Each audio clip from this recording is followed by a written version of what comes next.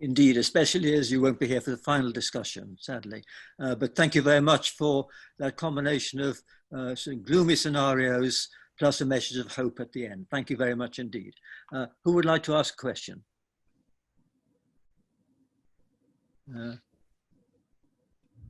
I'm not very good at finding out who. Would someone like to speak?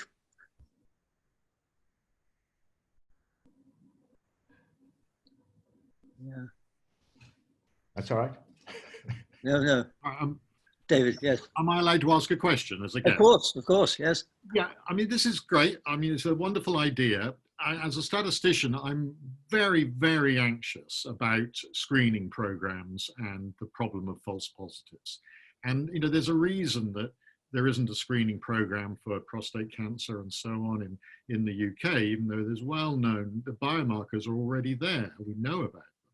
And I kind of wonder whether there's a little bit of faith here in wonderful AI being able to somehow sort out these biomarkers and come up with categorizations that are, you know, don't lead to huge numbers of false positives and essentially unnecessary interventions. So that's my slightly skeptical statistical concern, which you must have heard endless times before. Absolutely, David. And I agree with you. And I mean, we've seen so much of that in terms of false negative and false positive, even our current testing programs in COVID, let alone prostate cancer. I think the issue here, the science isn't good enough. It hasn't matured enough. I don't think we have made, you know, designing a test. If we just think about diagnostics, David, for every $10 we spend on treating someone, we spend 50 cents in investing in diagnostics. It's a ludicrous ratio if you look at it from an economic perspective. We are treating, I mean, could I just tell you the other side of the story? There are many prostates in buckets based on a suspicion of cancer rather than actual, which cost dramatically more than actually putting the focus and identifying the real biomarkers which have a greater sensitivity and specificity.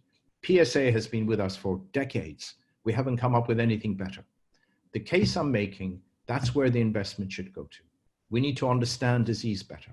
We have complete genetic profiling now we can do, and that's what I'm suggesting. The AI is essentially to close the gap in our human ability to predict or at least manage large data sets is what I was talking about. But I take your point, I'm on your side, but I'm just making the case we could get better at this. Can I make Salvador Moncada had his hand up? Yes, Salvador Moncada, please, yes.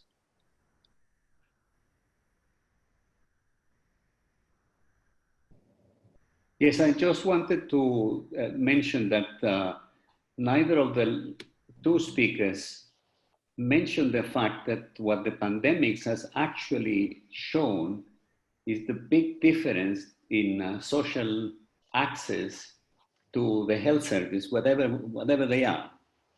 And that the mortality, for example, of a person of 65 years of age is very different if you come from a white background and you are middle or upper middle class or rich, or if you come from a small minority, from an ethnic minority, or you work in a frontline job and so on and so forth.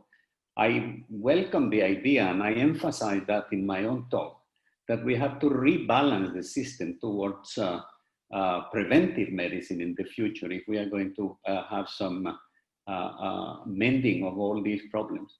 But how are we going to address this big problem of access due to socio-economical differences, which, for example, in the United Kingdom have become so evident during the pandemic? I agree with you, sir. I mean, what COVID has done really brought up shamefully all our deficiencies in terms of the inequalities we've had in health and healthcare.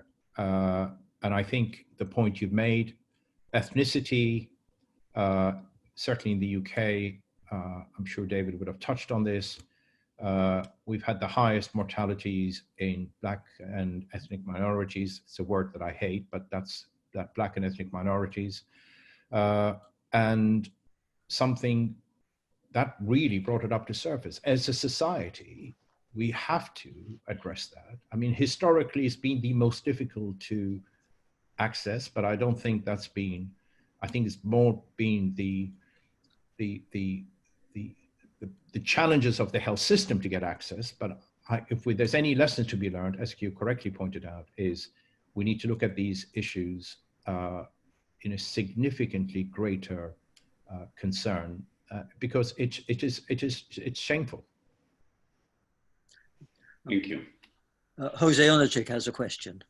Okay, first of all, Ara, that was a beautiful talk, and I like Dave's comment. And I think the question of diagnostic, it is a very interesting one, particularly when you come with AI. On these days, many people, including myself, are guilty of using AI more than we should, and have this hope at blank. So if we look at diagnostics, what we are noticing in our work, particularly in cancer, together with the MD Anderson Cancer Center in Houston, is that as we go to the next stage, this sort of single markers doesn't work. You have a complex pattern behind that may involve multiple genes, and that's where we have to go. And that's why our diagnostic is so poor. He basically just commented about the PSA example that basically can make many, many mistakes when you go to a single marker. Now, the interesting question here, I think you're completely correct, is that we have to do something about it. And there is the question that Dave raised, that do we have the science in place or not? And I think some of the science is not in place, but some of the science may be in place, and we haven't done enough efforts to figure this out. And about AI, I think the beautiful thing is, how much can we believe by just looking at patterns, by AI, in a sense that basically I don't have to think. The computer is able to recognize these patterns.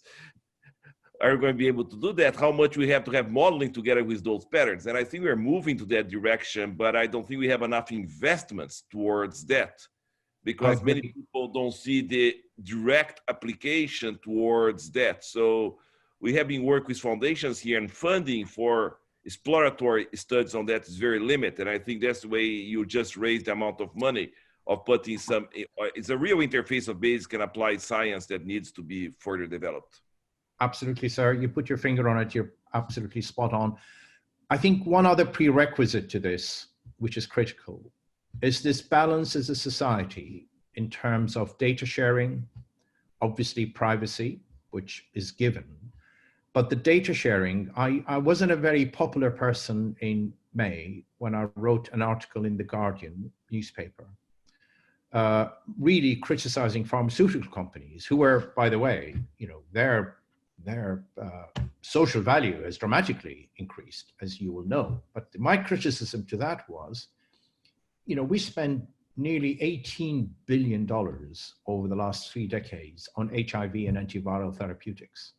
If we manage to get pharma, and most of them, by the way, are lying on a bench somewhere, if we get them to share this data, and you, as you will know, on your side of the Atlantic in MIT, and discovery of a new antibiotic was based on, from MIT on AI, why don't we share this data?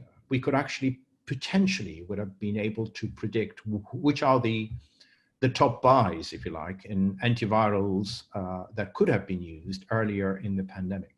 So this concept of data sharing is absolutely critical. But that needs organizations such as this academy, which has the right, not just the right scientific values, the right moral and ethical values, to come up with statements of this, because there is a huge amount of discovery there, but AI needs to be fueled by high quality data. Any other questions? Let's move on now, and thank you very much, Ari, and best of luck for your patient who you're going to treat. Thank you. I'll be on for another one. Thank you. Yes, okay, right. Yes.